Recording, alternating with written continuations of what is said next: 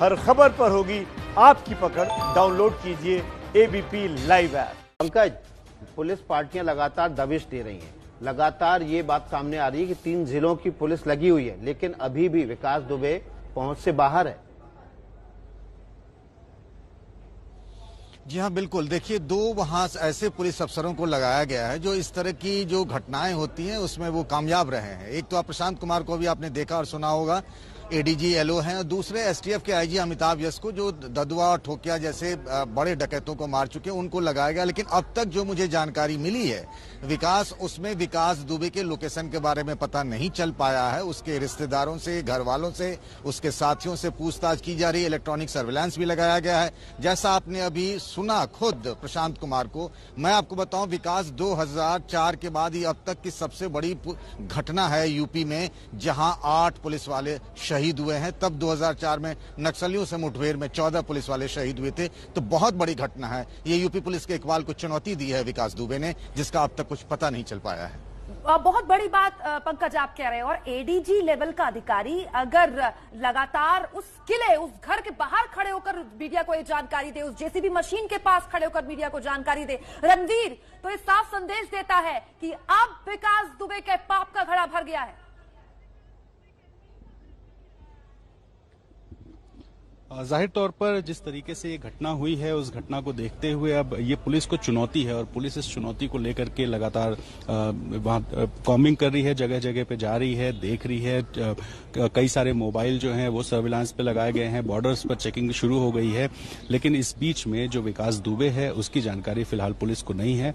और बहुत लखनऊ से लेकर कानपुर तक जितने भी बड़े अधिकारी हैं वो सारे अधिकारी इस पूरे मामले पे देख रहे हैं, निगरानी कर रहे हैं। मुख्यमंत्री कार्यालय एक अपडेट ले रहा है, डीजीपी से जानकारी ली जा रही है। तो फिलहाल कोशिश ये की जा रही है कि जितनी जल्दी हो सके विकास दुबे का पता लगाया जाए, उसको पकड़ा जाए, उसके साथियों के बारे में जानकारी दी जाए। और इस बीच में एक कोशिश ये भी है कि जितने भी सहयोगी थे विकास दुबे के, कितने लोग इस घटना में शामिल थे, कहां कैसे फायरिंग हुई, क्या पुलिस की, जैसे अभी ये जानकारी ये भी मिल रही है कि जो अपराधी थे उन अपराधियों ने ऊपर से पहले फायरिंग की, और जब पुलिस वाले शहीद हुए उनके हथियार लेकर के उन पर, बाकी पुलिसकर्मियों पर भी फायरिंग हुई है। तो इसमें सीओ समेत जो 8 लोग घायल हुए हैं और 7 लोग घायल हैं। 7 घायलों में से 5 पुलिसकर्मी हैं, एक होमगार्ड है और एक सिविलियन है। जी रणवीर, आप भी लगातार बने रहिए। पंकज झा भी हमारे साथ है।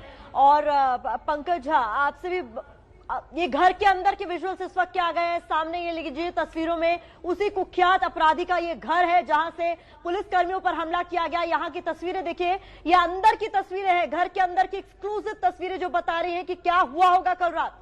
ये देखिए तस्वीरें घर के भीतर की, उसके बेडरूम की तस्वीरें हैं जहां पर सामान उल्टा पुल्टा पड़ा हुआ है। दरअसल पुलिस ने जब यहाँ रेड की होगी या उससे पहले की ये तस्वीरें होंगी जब अपराधी भाग रहे होंगे घर छोड़ के, अपना सामान सट्टा बटोर के। और उस समय घर इस समय बिखरा हुआ है। पुलिस ने भी तलाशी अभियान के दौरान इसमें तलाश किया होगा, कोई असलाह तो नहीं है, कोई बारूद तो नहीं छिपा रखा है। ये है एबीपी न्यूज। अगर हम कहते हैं कि हम रखते हैं आपको आगे, तो देखिए ऐसे रखते हैं आपको आगे। उस गली की तस्वीर सबसे पहले दिखाते हैं, उस घर की तस्वीर सबसे पहले दिखाते हैं, घर के अंदर की तस्वीर सबसे पहले दिखाते हैं। लगातार पंकज हमारे साथ बने हुए। पंकज, घर के अंदर बिखरा हुआ सामान क्या बताता है?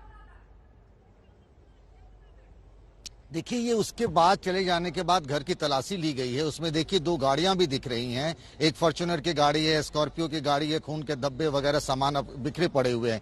ये जो विकास दुबे है, जिसके बारे में प्रशांत कुमार एडीजी एलओ भी कह रहे थे 60 से अधिक मुकदमे हैं। 2017 में एसटीएफ ने इसे पकड़ा था, तब भी इसके पास से एक स्प्रिंग फील्ड ऑटोमेटिक वेपन मिला था। इसके बारे में कहा जाता है कि जब ये हत्या करता था और गवाह जब कोर्ट जाने के लगते थे तो गवाहों की भी हत्या करवा देता था। इसका मोडस ऑपरेंडी बहुत दुर्दांत था। इसके पॉलिटिकल कनेक्शन भी थे, ये भी जानकारी मिली है। बीएसपी में भी रहा था, बीएसपी के नेताओं से अच्छे कांटेक्ट थे। ये उस पूरे इलाके में जो आप यहाँ की तस्वीर देख रहे हैं, उसके घर, जो एक बड़ा सा एक मकान है उसका, उस गांव आसपास के इलाकों में इसका लंबे अरसे से वर्चस्व था विकास दुबे का। जी पंकज, इसके पॉलिटिकल कनेक्शंस की जब आप बात करते हैं तो ये भी आरोप कहीं ना कहीं लगता है। अभी समाजवादी पार्टी का कुछ देर पहले ट्वीट आया था, उनके नेता जुड़े थे जो कह रहे थे कि जो हुआ वो बुरा हुआ। लेकिन ये 1-2 दिन में तैयार हुआ डॉन नहीं है, इसका तो पुराना पूरी हिस्ट्री है, तो एक को जिम्मेदार नहीं ठहराया जा सकता।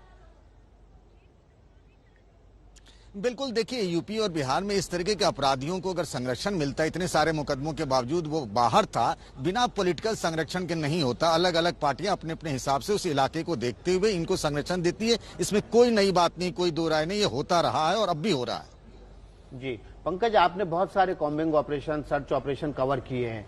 आमतौर पर जब अपराधी फरार हो जाते हैं किसी बड़ी घटना को अंजाम देने के बाद, तो किस तरह से पुलिस सर्विलांस करती है, किस तरह से पार्टियां मूव करती हैं?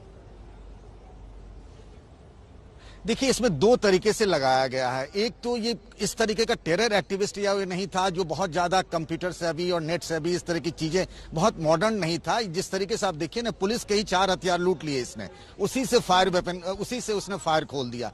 ये बहुत डेयरिंग किस्म का आदमी था। मोबाइल वगैरह के लिए, ट्रैकिंग के लिए, इलेक्ट्रॉनिक सर्वेलेंस के लिए एसटीएफ को लगाया गया। जो लोकल पुलिस है वो वहां पर देख रही, इसके दोस्त, इसके रिश्तेदार जो इसके कॉन्टेक्ट में रहेंगे उनसे इसका सुराग लेने की कोशिश। सबसे बड़ी चुनौती यही है कि विकास दुबे कितनी जल्द पकड़ा जाता है, और उसी की कोशिश में दोनों टीमें लगी हुई हैं। विकास, पंकज आप लगातार हमारे साथ बने हुए हैं, रणवीर भी हमारे साथ लगातार बने हुए हैं। रणवीर, अगर जेसीबी लगाकर बकायदा पूरे रास्ते को रोका गया है, तो वहां जो दबिश देने के लिए अधिकारी गए थे, इतने बड़े अधिकारी थे, क्या समझ नहीं पाए कि तैयारी बहुत भरपूर है और शायद उनकी तैयारी कम थी?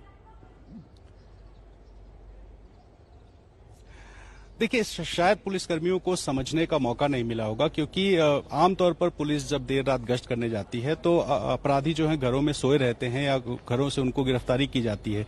जेसीबी बेतरतीब तरीके से सड़क के बीच में खड़ी थी। पुलिस को शायद इस बात का अंदाजा नहीं होगा कि अचानक फायरिंग होगी, और जैसे ही पुलिस की टीम पहुंची ऊपर से फायरिंग हुई है। इसका सीधा मतलब एक होता है कि पुलिस के आने की जानकारी अपराधियों को थी, इसीलिए हथियारों से लैस होकर वो छतों पर खड़े थे। पुलिस की टीम पे पहुंचते ही फायरिंग शुरू की गई, और जो बाकी पुलिसकर्मी थे जब पीछे हटे तो शहीद हुए पुलिसकर्मियों के पास जो हथियार थे उन हथियारों को लूटा गया। चूंकि पुलिस के जो हथियार थे वो बहुत आधुनिक थे, उसमें AK-47 भी बताई जा रही है, इंसास भी थी, और उन हथियारों से बाकी पुलिसकर्मियों पर फायरिंग हुई है। तो जाहिर है कि मौका बहुत कम मिला होगा इस बात को जानने समझने का कि एक जेसीबी लगाकर रोकने का मोटिव ये हो सकता है कि छतों से फायरिंग हो। तो अभी बहुत सारी चीजें हैं जो तफ्तीश में सामने आएंगी, लेकिन ये बहुत बड़ी बात है कि ऊपर से जिस तरीके से घात लगाकर फायरिंग की गई, उसमें ये घटना यूपी पुलिस को एक बहुत बड़ा चैलेंज है। शायद यही वजह है कि बार बार एक टर्म जो है वो लगातार सामने आ रहा है। वो कोई भी अधिकारी हो लगातार कह रहा है सरप्राइज एलिमेंट को हम समझ नहीं पाए।